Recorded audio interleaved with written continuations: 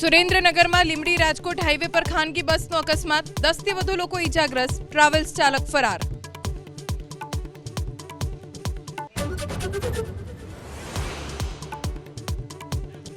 વડોદરામાં નશાની હાલતમાં પૂર્વ ક્રિકેટરે 3 વાહનોને અડફેટે લીધા હોવાનો આરોપ.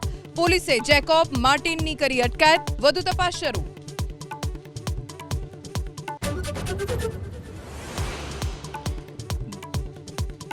ભરૂચના ખરજ ગામ નજીક કંપનીમાં આગ, કેસમાં વળાંક. કામ બાબતે ઠપકો આપતા કંપનીના જ કર્મચારી રાહુલે આગ લગાવી હોવાના આરોપ સાથે પોલીસ ફરિયાદ.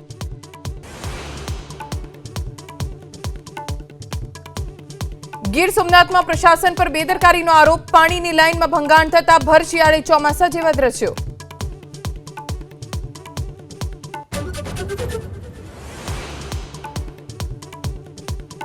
યુજીસીના નવા નિયમના સામે વિરોધ યથાવત. લખનઉ સહિત યુપીના અનેક શહેરોમાં પ્રદર્શન. દિલ્હીમાં યુજીસીની ઓફિસમાં વિરોધ પ્રદર્શન.